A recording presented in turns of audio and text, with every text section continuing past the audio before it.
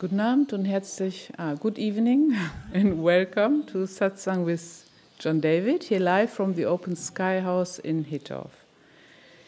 And everybody who is watching from their computer or from their iPhone is very welcome to join in here into the meeting. You can do this via Skype, and the Skype address is Meeting John David. So you can come through and ask John David a question directly. And if you like to spend a more intensive time with him, you are very welcome to join one of the summer retreats. There will be a retreat beginning 20th of July in Tripilya in Ukraine, in the Open Sky House. This is near Kiev. And in August, from the 16th, there will be a retreat for 16 days in Spain, in the Open Sky House in Denia, which is directly at the Mediterranean. And more information about the retreats you find on the website www.johndavidsatsang.international. And if you like to meet us here in the Open Sky House, we have a celebration weekend from the 12th to the 14th of July with many workshops, satsang, mantra concert, and you just can come for free the whole weekend and play with us and meet us, celebrate with us. And you can come at any time also as a guest or as a helper.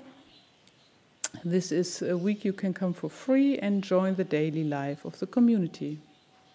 And information about this you find on our website www.openskyhouse.international. Thank you.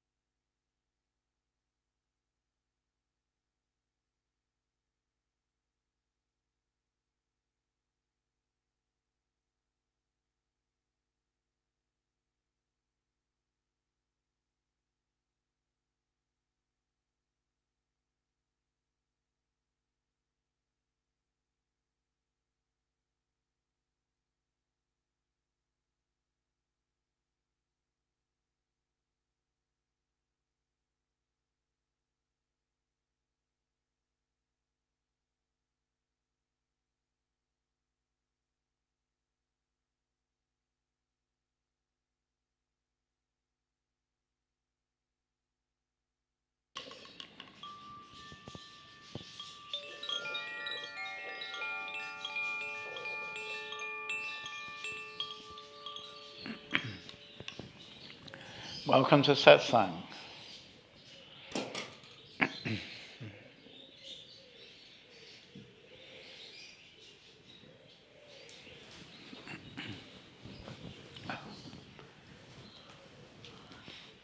So this weekend I'm presenting for the first time an intensive weekend, which I'm calling Island Vipassana. So I got some special jokes. Two old friends meet in the street. The first one, "Hello, how are you? And how is your son? Is he still unemployed?" "Yes, unfortunately, but he meditates now." "Meditate? What is that?" "I'm not sure, but he says it's better than just sitting around and doing nothing." A student goes to his meditation teacher and complains, "My meditation is terrible. Either I'm completely unaware or my legs hurt, or I fall asleep during meditation. Just terrible." "That will pass," replies the teacher in a quiet voice. 1 month later, the student comes back to his teacher. "My meditation is wonderful. I feel so present, so peaceful, so alive. Just wonderful." "Also, that will pass," replies the teacher in the same quiet voice.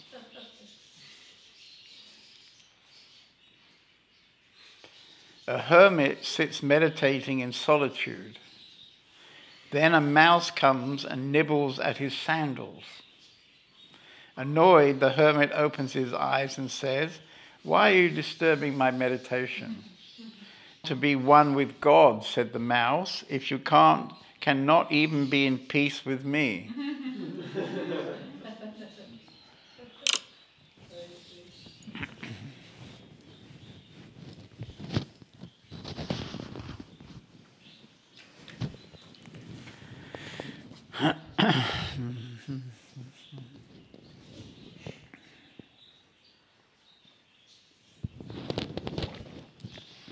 So normally when we think about meditation, we see an image of somebody sitting in a yogic posture with their legs, crossed over, and their spine very vertical, and their head straight out. And if it's really somebody who can meditate, who's a meditator, somehow you can immediately feel this kind of feeling of all the energy kind of inside.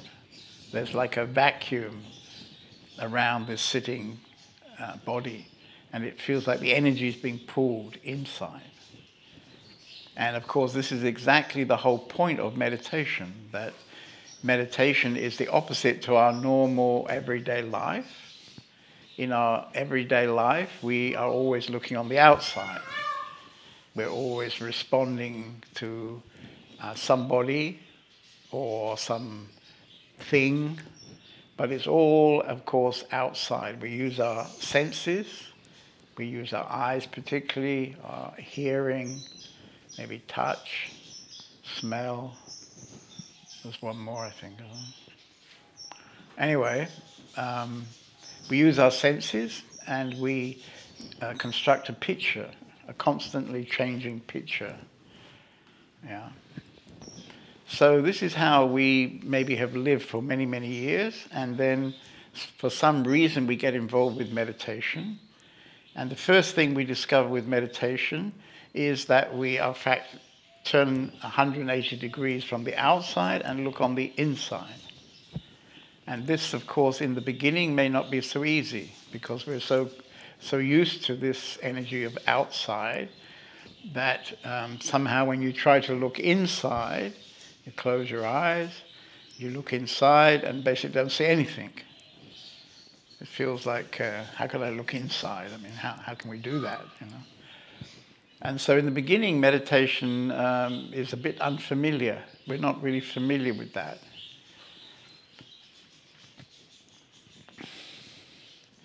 And There are many kinds of meditation, of course. Or let's call it meditation practice.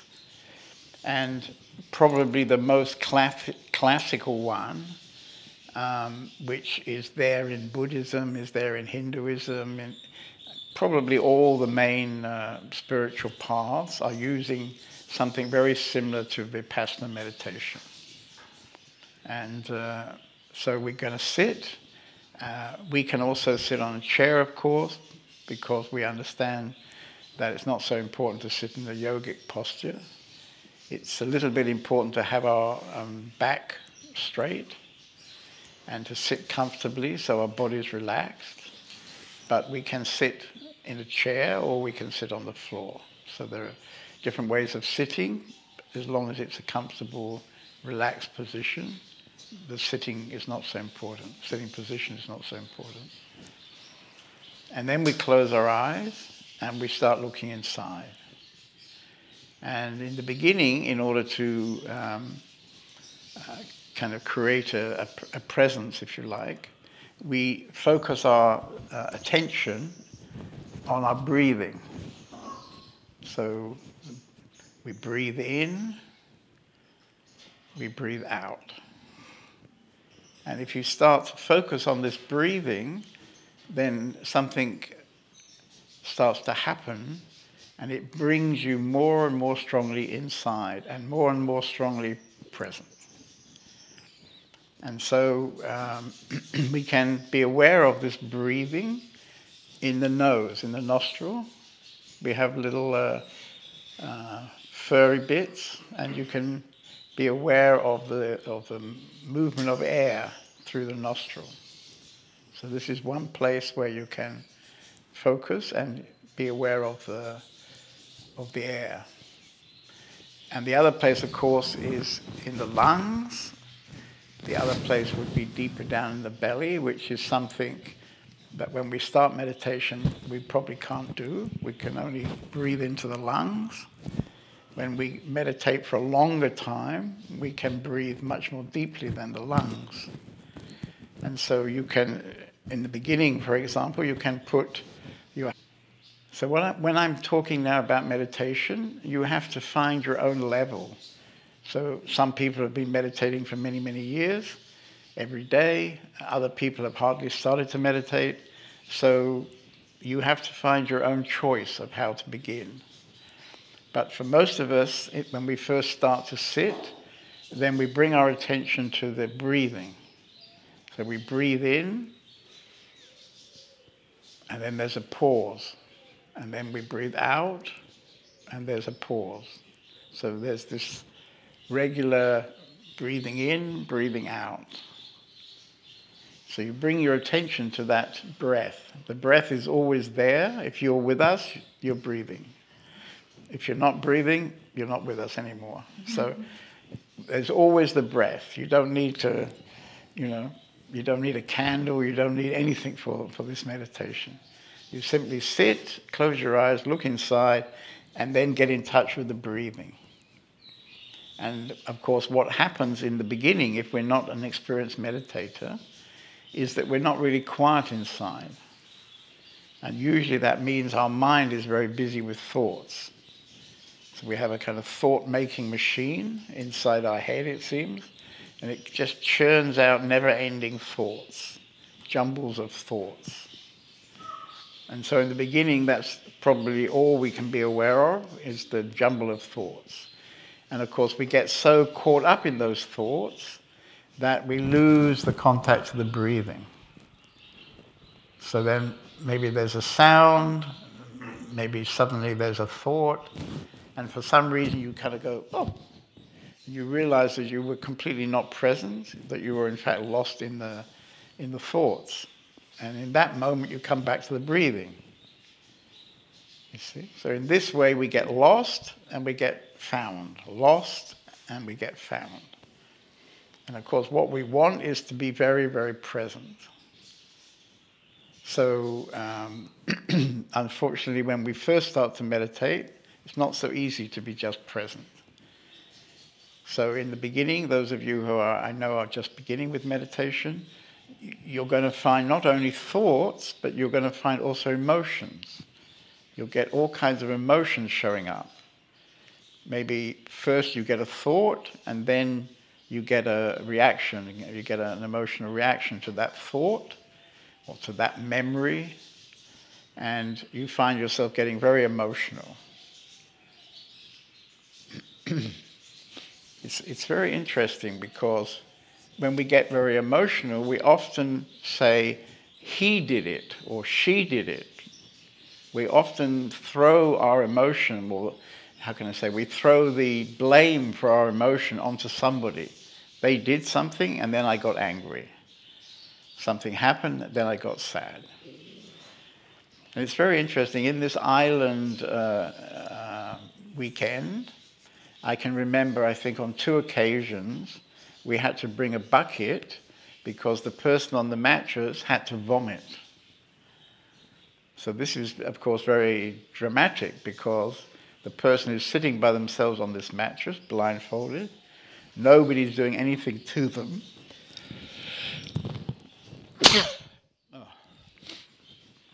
Nobody is doing anything to them, and suddenly they feel a nausea. So what is this nausea? How is it possible, sitting alone with a blindfold for many hours, to suddenly feel nausea and need to vomit? Well, of course, this is because the emotions, although they seem to be, there seems to be a catalyst from the outside, from somebody, actually all these emotions are inside us. You see. So if you're sitting in Vipassana and you get into some kind of thought from the past about somebody, perhaps, some situation, you might feel so angry that it affects your whole system, and you find yourself getting nauseous. So anyway, we're going to be sitting alone, we're going to be blindfolded. You can also just have your eyes closed, of course, but when you're doing it for many hours, it's quite comfortable to have a blindfold. And we're going to look inside. So we're looking at the thoughts, we're looking at the emotions, and of course we can also have body sensations.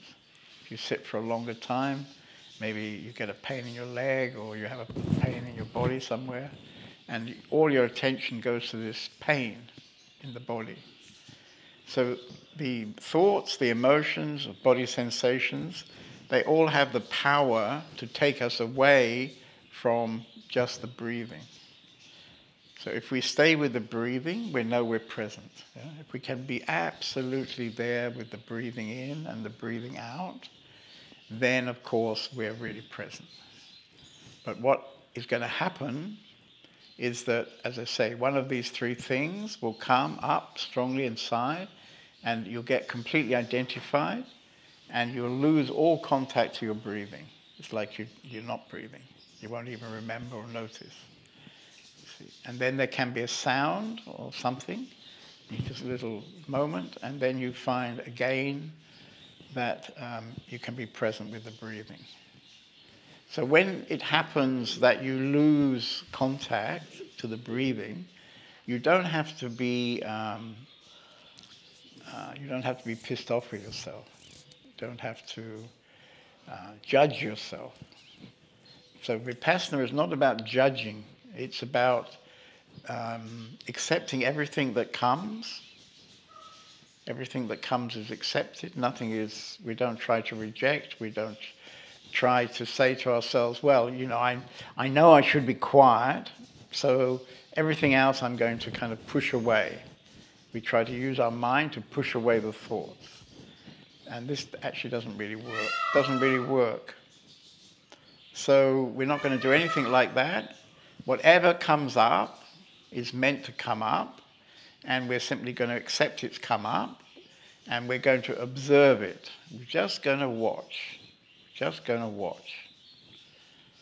Without any judgment. And for sure, we don't want to have judgments against ourselves. We don't want to sit there saying, oh, I'm a terrible person because I've got so many thoughts and there's no silence, you see. We don't need that kind of judgment. That's not going to help us. Whatever situation you are, We have people sitting here who have been meditating for 15 years, and we have people sitting here who've been doing it maybe just a few months, a few weeks even. So we have different levels of expertise, and your level is perfectly correct for you. I mean, that's where you came in your life, and that's perfectly correct for you. So you don't need to judge yourself. So we're just going to sit. I mean, it's incredibly simple. We're going to sit and watch, and as we can, we come back to the breathing, we come back to presence. So this is the Vipassana, basic Vipassana technique.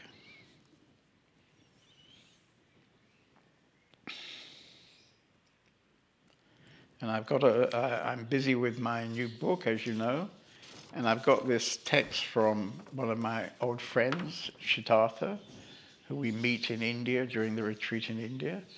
And he's really a guy who's gone through 30, 40 years of spiritual practice and spiritual accomplishment. And I would say he's a very genuinely free individual, a German man living in the south of India. And when I interviewed him for the book, this is what he said about Vipassana. Vipassana was a most important part in the whole spiritual journey. To a certain extent, it still is, because we feel in terms of meditation practices, it's the most direct way of looking within yourself and not running away from your shit, from your emotional, mental, or body stuff. You can't.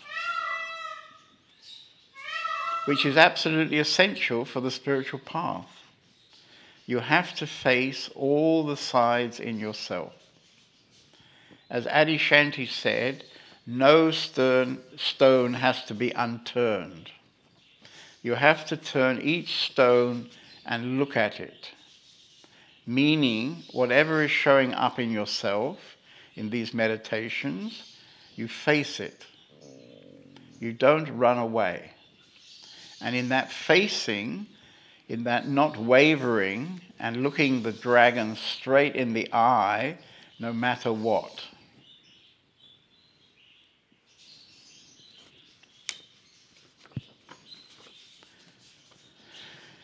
That's happening with the inner process. And the beauty with Vipassana is, if you really practice it to the core, then you call the term skandhas. You explore all the different aspects of yourself. Your mind, your thinking process, your emotions, your body sensations, whatever is coming up, the senses, the impact of the senses on your system, and you sit with all of it, everything. The beauty again is, let's say, anger. So anger is arising. You sit there in meditation and you see the anger is arising. Well, you can't blame it on anybody. You are sitting with your eyes closed. Nobody has done anything.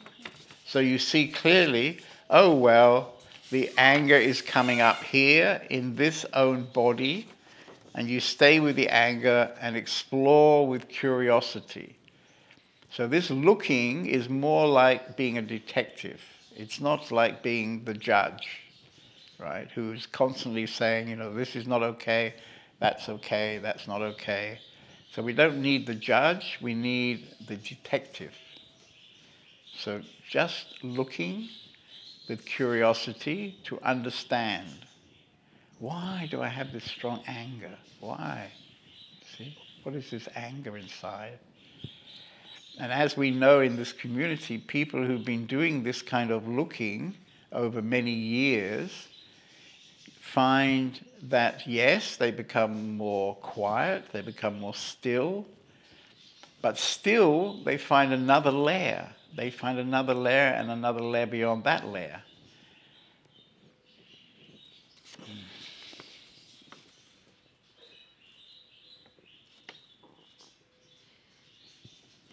This anger, what does it do to the breathing?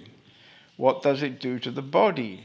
Maybe you can even see that the heartbeat is changing when the anger is arising. You see all the stories woven around when this emotion rising up, we label anger. So you sit with it all, relaxed, non-judgmental. You don't judge at all. Whatever is arising, it's not judged. It's all welcome, welcome. The inner attitude in Vipassana is everything is welcome. Everything is welcome. So there you said you meet the anger. Wait a minute. Okay.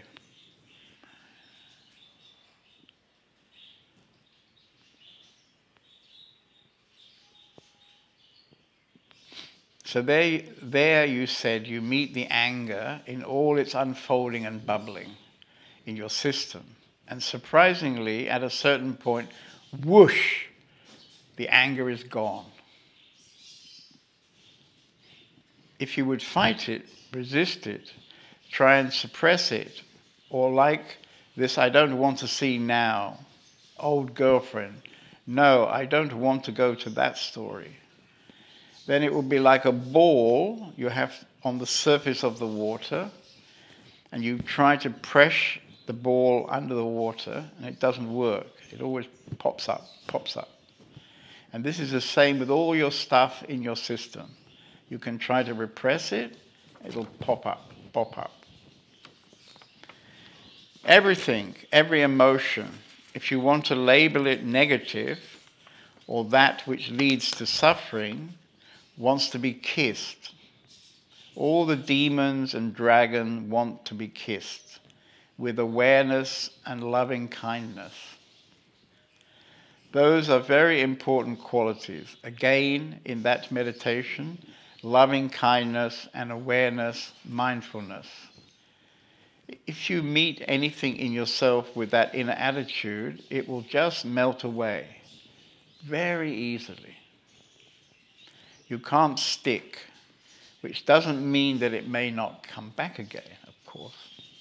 So unfortunately, this process of meditation is a process where, we constantly have to send away the stuff, because very often it will come back many times.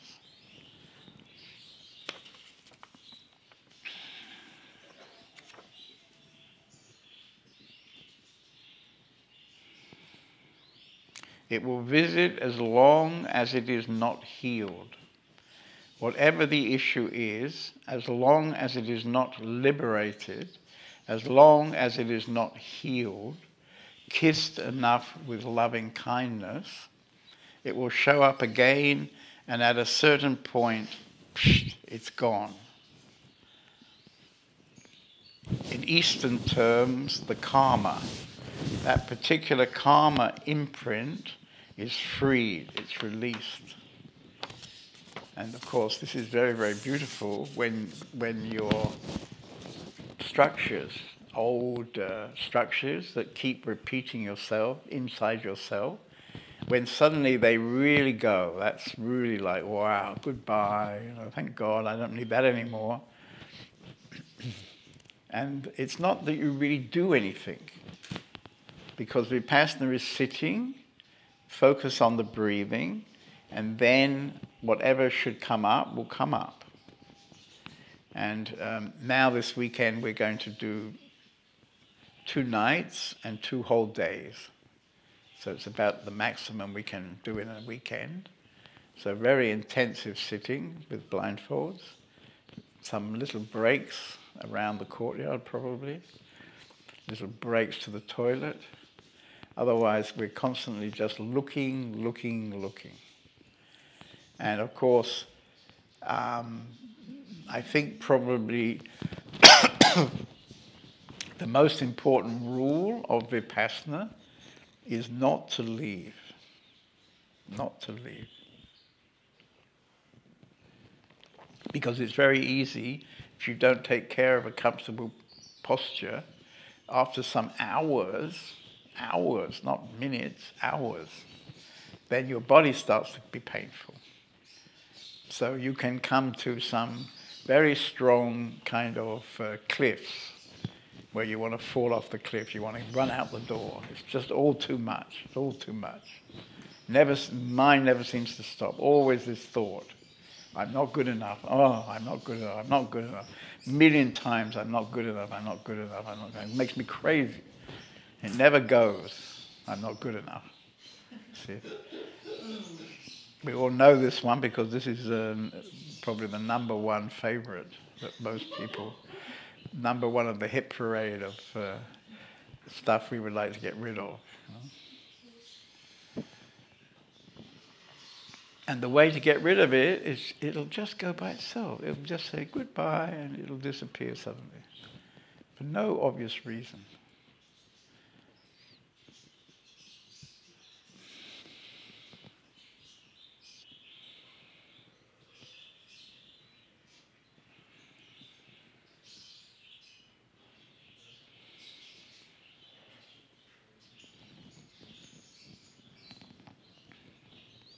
So in the middle of October, I'm going to offer this weekend as a public event. So if anybody's listening and they're interested to come and try this out, the middle weekend of October.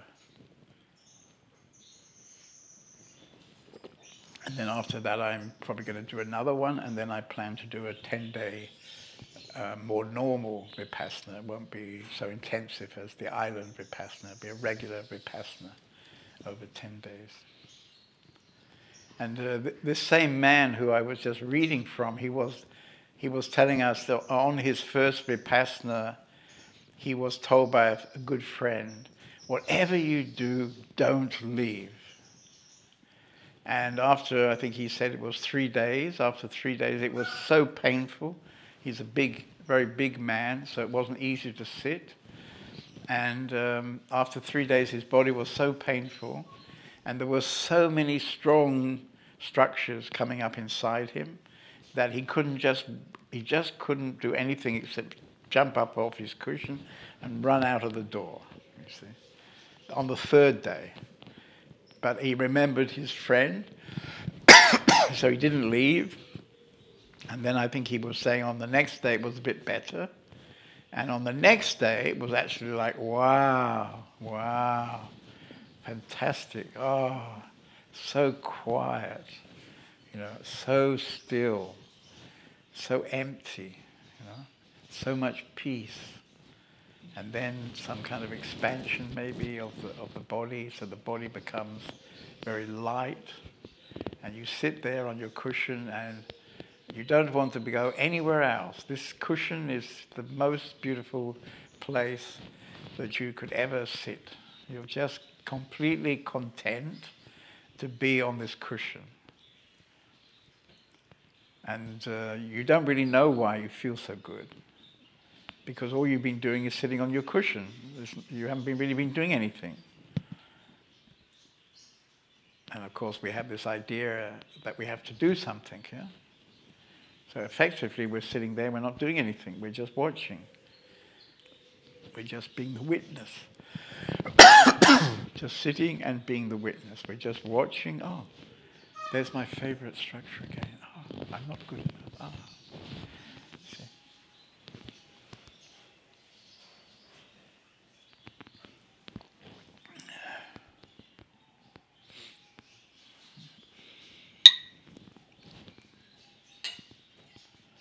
Okay, would somebody like to come and have a dialogue about meditation? Maybe you have some interesting experiences.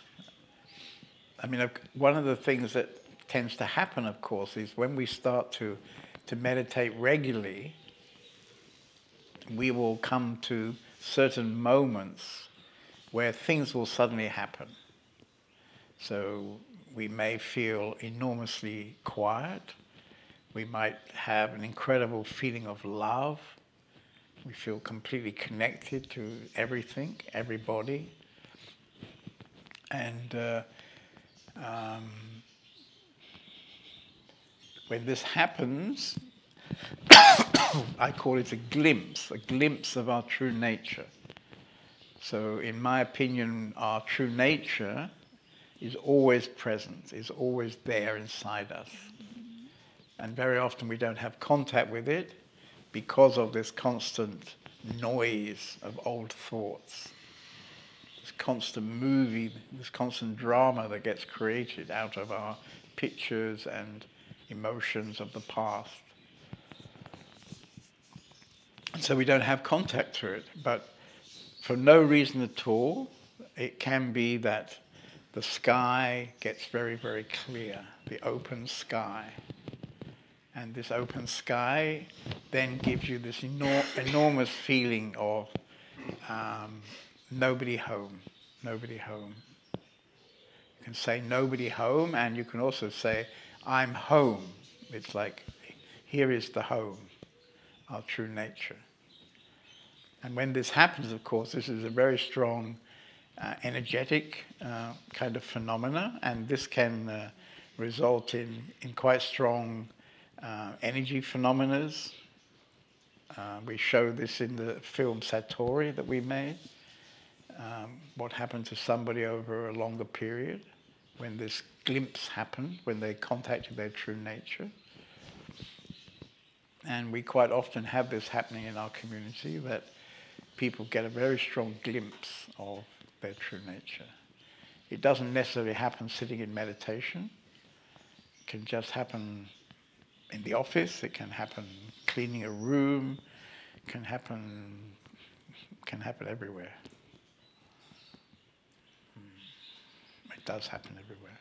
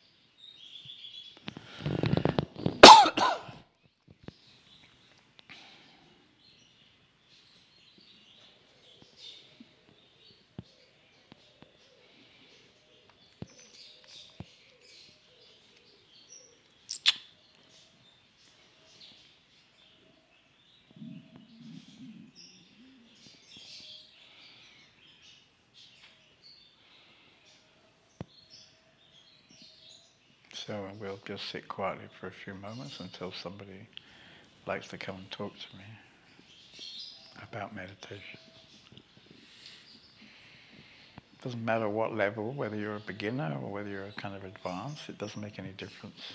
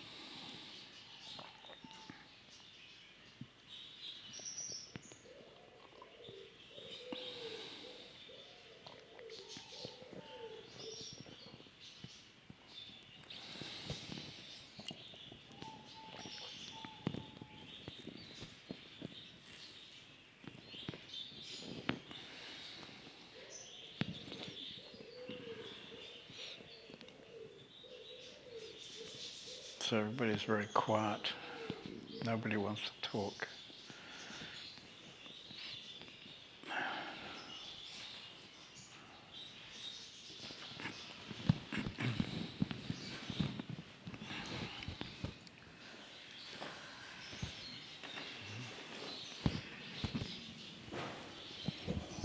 Hello. Hello. At the moment I don't want to talk, but now there is something Okay. I can tell. Right, right. My first meditation ever in my life, in this life, was when I was 22, 23. It was a guided meditation. At this moment of my life, I was in the wrong city, with the wrong man, with the wrong job. All was quite not nice, and I felt my life is over. I think I don't have any No chance for no you. chance. And so I met in a moment a man, ich war Arbeitsamt, ich war, yes, and we had einen Lehrgang, a training, yeah. And this training, he was ein Heilpraktiker, natural natural doctor. Yes. Yeah. And he said, I had something for you.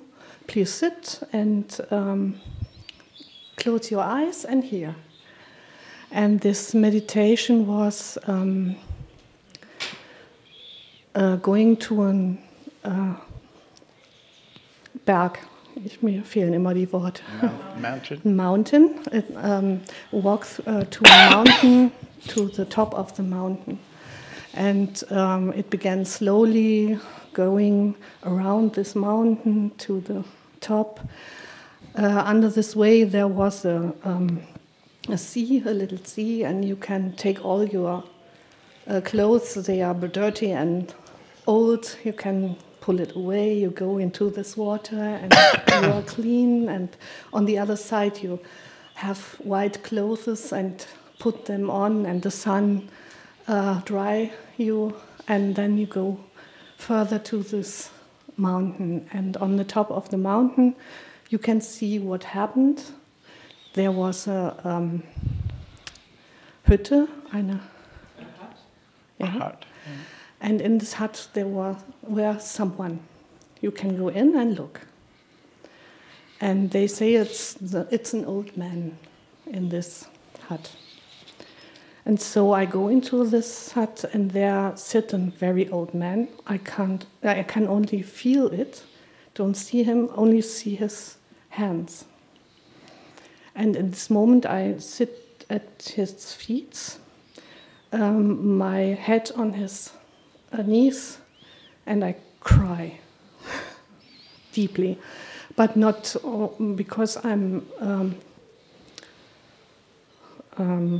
sad. It was more like I came home. It was such a feeling of home and love. I never felt this love before. It was so wonderful, and his hand lay on my head, and I feel I'm healing. I cry so much. And then after this, leaving this mountain and came back into the normal life, I was laying on my desk with his head on my arms, and the whole table was wet. I was shivering, yes, and ran to the bathroom, and all the other people they are sitting there, they have no experience there, and they look at me if I'm crazy. And then I was in this bathroom and I was shivering, and But I'm so happy, so deeply happy in this moment when I have this feeling my life is over and all is gone and I will never be happy again. This moment happens. And this was the beginning of my journey. Right. And it needs an hour or so when I can go into this room and all the others are looking at me. I sit and smile and yes, that was the beginning. I was smoking at this time. I leave smoking. My whole life changed. I leave the man. I find a new job, and I meditate for every Wednesday. More and more to feel this moment, and it's in my head. I feel this moment when I think of it. It was so wonderful. Yeah. I remember the first time I meditated. I was sitting in an ashram in India on the roof of a building, and so I had never meditated before. So I sat down and. We were told, to close our eyes. And as soon as they told us that, my mind said, oh, what a waste of time. I could be doing so many things in this hour, and now I'm going to sit here with my eyes closed. So I was a very, very mindy guy when I started, and I had no prior understanding about meditation. And of course, one of the things that you were just saying is that when you apparently do nothing, you do a meditation, you sit, you look, you don't do anything in one way, that your life changes on the outside also. You said you left the man, you got a new job, and So it's very interesting that meditation has an enormous power. And it seems as if nothing is happening, we're just sitting. But in this just sitting, many things happen for many people. It's amazingly powerful. And as I can understand it, it puts you so much in touch with the divine energy. And this divine energy is basically wants to give you what you need. Not always what you want, but more maybe what you need. And this divine energy just knows somehow. It just somehow knows. And so I think part of meditation is also to come into a deep trust, if you like, with existence, with the divine. And this takes time, of course, because many of us are in some ways wounded in a way that we can't trust so easily. Things have happened in our life and we still have memories that are not really healed. And so, it's difficult maybe to trust the divine energy. And so part of the journey of meditation is to see how it affects our trust, I think. We come more and more into a deep synchronicity with existence. And this is another thing that's very beautiful about meeting people who meditated for many, many years. It's not possible to be anything more than humble, because existence is so amazing and we are so small that when you start deeply getting in contact to existence through meditation, you can't be anything but humble. It's not possible to be arrogant and a meditator. So you meet people who are very, very humble and in contact to their hearts, and we can say, oh, it's so open, whatever that means, open. Yeah? So this is all the kind of positive things that happen out of meditation. And of course, maybe in the beginning, when you first start to meditate, it's not so easy. You got a very dramatic, immediate experience, yeah? But it sounds like your classmates, they didn't get such a good experience. And then, of course, it's a struggle to meditate. It's not so easy to meditate. And you can ask yourself, well, why? Why am I meditating? Nothing's happening. Weeks on end, nothing happens. So, of course, you were very lucky that in that first time something strong happen. Yeah, it picks me up. Yeah. Yeah, the time after this, there was moments when this bubbling in the brain never stops, and that's also at some times. But after 3 or 4 months, I recognized that when I at work in the morning, I feel I look forward to this silent time on the evening. It takes 2 or 3 months to find it, and my system wants to meditate. Yeah. It became silent in the day to the evening, and I was happy to sit. Yeah, this is a beautiful feeling when, after maybe quite a long time, a bit sort of resisting, a bit kind of fighting, and suddenly one day it just swaps over, and it's like everything is supporting the meditation. And you start thinking, oh, so wonderful to sit on my cushion now. Yeah, no one disturbed, and I can be with me, and it was good. Yeah. But after a few years, it was fade away, something new. And I also must remember that this was a good. This to do is a good thing to do. Yeah, yes. Yeah, it's a wonderful way of getting to know us. You know, now we're going to be sitting for 2 days, so well, more than 50 hours. Well, I have respect for this time. So 50 hours of sitting is a lot of sitting. Oh yes. Oh, yes. And when you're not used to doing it, it's quite an intense... see if I can see who's going to be exploding this weekend. Yeah, but it's something when someone never does this for such a long time, he don't know what will come. It's an experience to look what will happen. Yeah, I remember years ago in my kind of Indian days in the ashram, you know. Well, I didn't do this in the ashram. In the ashram I was attending, there were many kinds of meditations. In fact, every month they had a 2-week meditation camp where they had, you know, constant meditations from early morning till the evening. And so people would come and just go from one meditation to the next for 15 days. I often did that.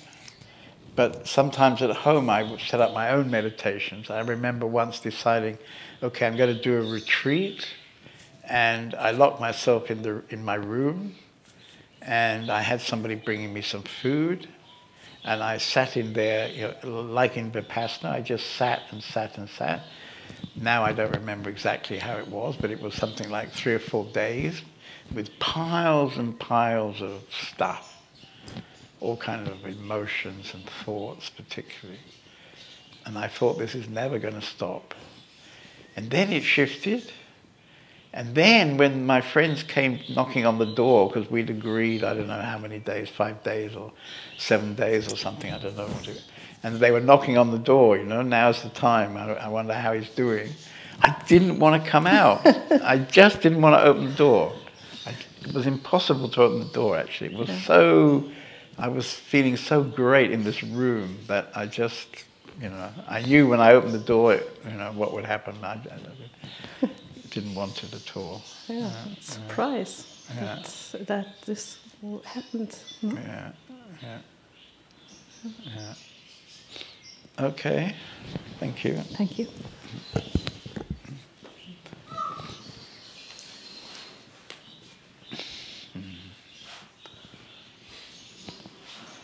So I can talk to one more. We have time. Better become quickly, rush out without thinking.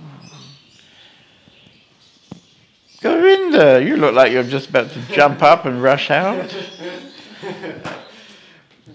I was just thinking about your mind this weekend. I mean, you'll probably become red hot, you know. Your orange hair will get more orange, and if we're not careful, it'll suddenly burst into flame, maybe. Are you looking forward to it? Yeah. Why not? Have you ever meditated for 50 hours? Yeah, I did one of these Vipassana retreats. You did? Yeah. Right, right. And how was that? Great. Yeah? Just like in the story, like there's like after the first 3-4 days, there's like kind of the feeling, there was a feeling I just can't do anymore. Yeah? And then there was also a shift, and it was just, then it just became kind of very quiet, and it was just the things which were disturbing me. I could feel them in a very feinstofflich, feinstofflich, subtle, in more, yeah. I just could feel them and leave them as vibrations in my system. Yeah. You've just done it once, have you? Yeah, for 10 days I did it Yeah. once. I was here in the retreat cellar one more time for 3 days. Ah, you were? Yeah, right. Right. Yeah, we can get that going as well, maybe.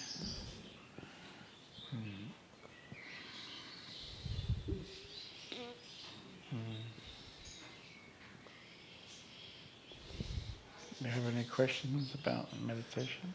Well, I can share. I mean, when I meditate, I usually have a lot of thoughts and emotions going on. Yeah. Yeah. Yeah. And sometimes there's a kind of space when I can be kind of they're going on, but I'm there with them. You know, it's like this. I'm not dreaming, or I'm really there with them, present. And sometimes I fall into dreaming. And then sometimes, as you say, also some opening can happen that it's just suddenly very blissful and energetic. Yeah, of course. And this just happens. You know? We don't do anything particularly special, but it just happens. Yeah, right. But when it was like that, when I felt very good, I was surprised my thoughts were still going on. I'm wondering whether it can be blissful and no thoughts, because it was blissful and thoughts. The next thing would be like blissful and no thoughts. Right. Yeah. But probably you noticed that the bliss was in the foreground and the thoughts were more in the background. And maybe before you started to meditate, it was the other way around. The thoughts are in the foreground, and if you like, your true nature is more in the background. Yeah. It wasn't The very thoughts strong. can't. No, it is very strong. The thoughts can't really stand that. Right. Yeah. And there is a seeing that it's very stupid to think, but they're just coming. They're still coming. Even if there's a thought, it's stupid to think right now. It's still coming. It's stupid to think right now. It's stupid to think. So this is a kind of pity.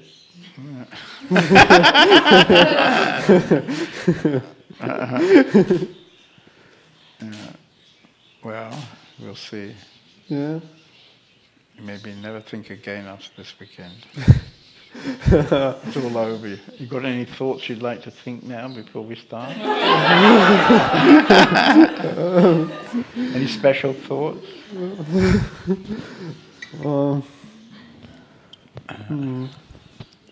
No, not really. Not really. Yeah.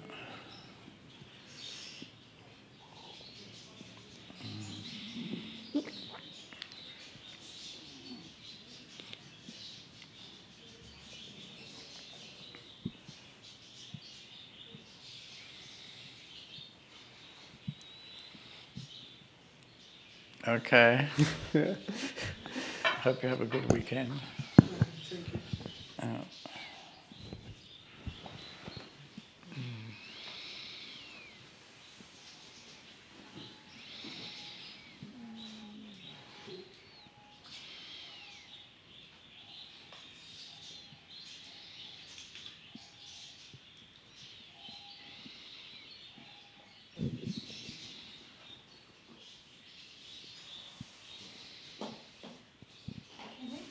Sure, sure.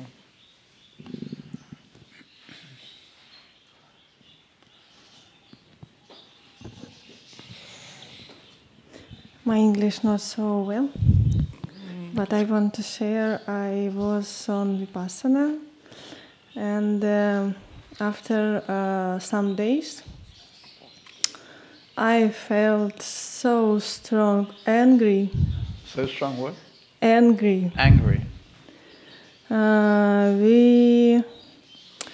We must to listen audio from Gayenka singing. It was so terrible. His singing was terrible. He was singing. Singing. Yes. Yeah.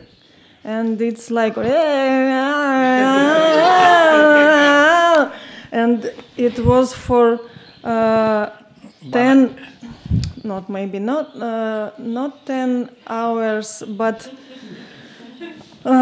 8 hours or something listening. It was on third and maybe fourth day.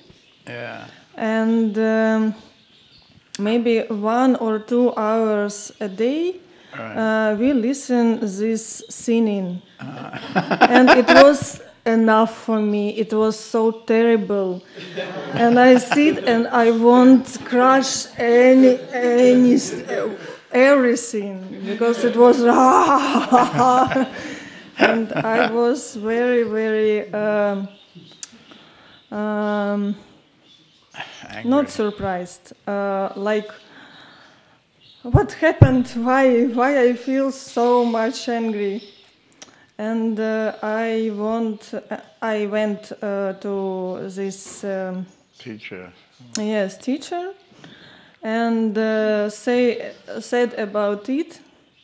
We have translator, but she started to answer me, and I understand her without words.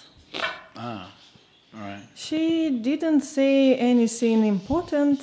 It was maybe everything okay. I don't remember. But I felt so big love. And I felt that everything okay. So the last days were very nice days for you. It was good.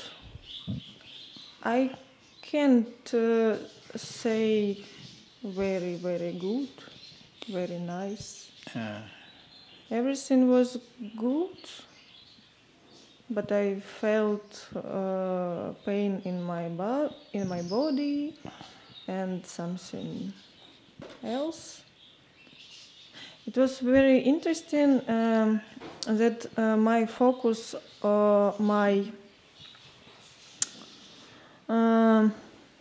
not only on breath. It was like breath, but more point, like, I don't know how it's to say in English. Okay. Not like this, but To the point, to a point. yes. Right. Breathe not only like breathing, Yeah. like air in one, this. Nostril. Yes, not in two and right, and I felt sometimes only right, sometimes only left. It was very interesting because in ordinary life I don't feel it. How you're breathing. Breathe and breathe. Right. Yes, it was very interesting. Right. Yeah. And you've just done one course, or you've done several courses? No, only one course. Right. Because maybe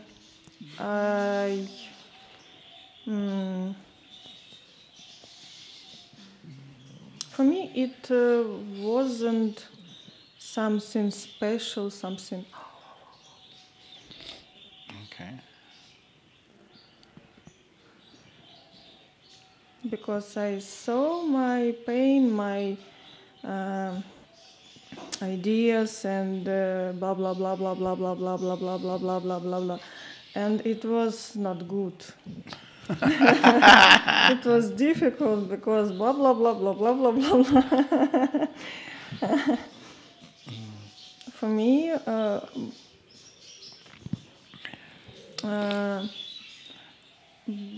was better when I express my feelings. No, on Vipassana, on another kind of retreat. technique or something. Yes, yeah, yes, yeah. like Osha's meditation or something like this. And after I felt, I think, more quiet. Yeah, yeah. I was very empty.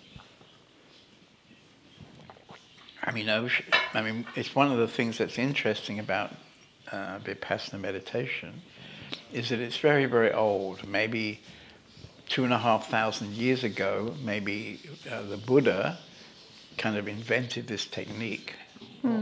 Maybe it was earlier, but it's certainly a very, very old practice which is passed down. Yeah. But of course, in those thousands of years, the human life was very simple. There was no advertisement, there was no radio, no television, no smartphones, no internet. So people lived their daily life very, very simple, a village or another small town. But very few people would really travel very much.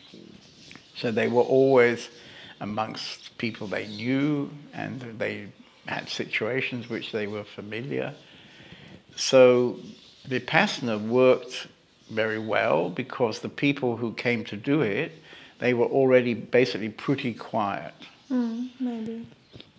But now, of course, especially in the last 100 years particularly, we got all these things which we plug into ourselves. You know, we look at television. You know, some people look at television, they turn it on in the morning and it goes, you know, the whole day. Maybe they don't even turn it off, it just goes the whole week or the whole year.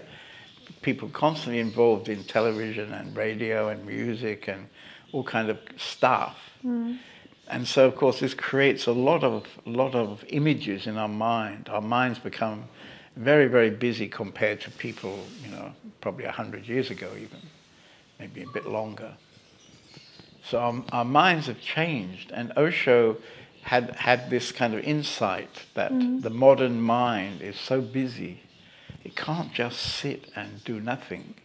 So Vipassana is not really the right meditation for modern man because of our, you know, strong conditionings.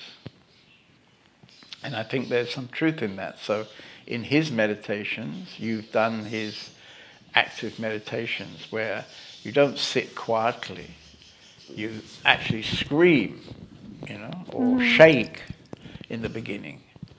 And when you've shaked out some of your stuff, you go into something a bit more quiet. Maybe you stand or you dance. And then finally, after 45 minutes, then you get to sit. So he had this insight that for modern man, we need something a bit different because our minds are so incredibly active. But it's interesting that I don't know how about Osho, but Goenka didn't like Osho, and when we listened her audio, he talked about it, that Osho is not good. Right. It was very interesting. But you didn't...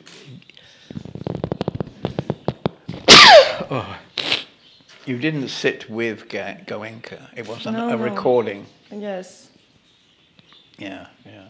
Well, it was interesting. When I was with Osho, you came to Bombay, And then I think the train ride to Pune, where the Osho ashram was, maybe it was 4 hours on the train, I'm not sure, maybe it wasn't. Maybe it was 6 hours. But anyway, on the same railway line was where Goenka did his courses. So he was quite close to Osho.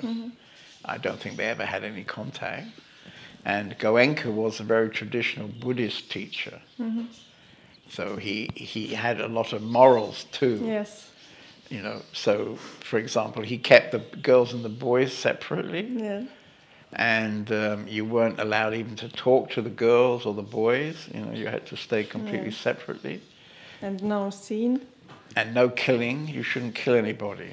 So that was kind of interesting that, you know, one of the rules of his Vipassana was the first rule actually, you shouldn't kill anybody. The other was you shouldn't take drugs and you shouldn't rob anything. You shouldn't, you know. So, I mean, those kind of rules, when I read them, I thought, well, actually, you know, maybe they're a bit out of date. Maybe they were more in date 500 years ago, you know, than now. Yeah. But anyway, Goenka has many different kind of rules. Yes, rules. The strongest one is you can't leave. You shouldn't leave, yeah. You should stay for the whole 10 days. Yes, but you can. Yeah, you can. After speak with teacher. Yeah, you can leave, because how can they stop you, of course. Yeah.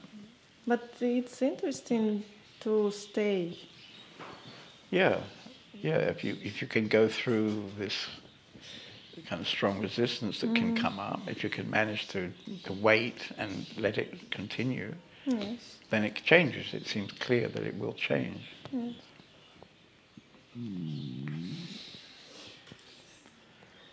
So you're going to assist this weekend, so you'll also be sitting with everybody quietly.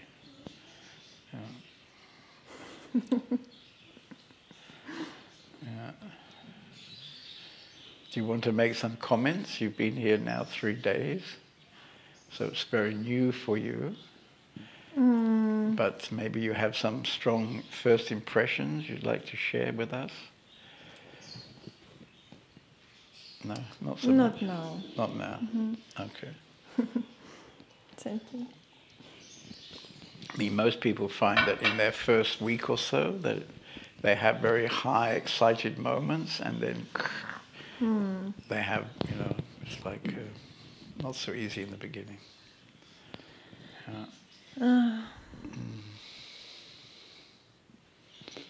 Okay. Good.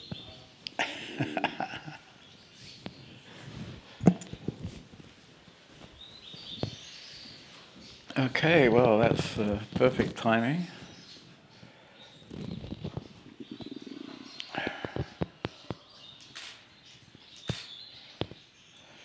Okay, so thank you.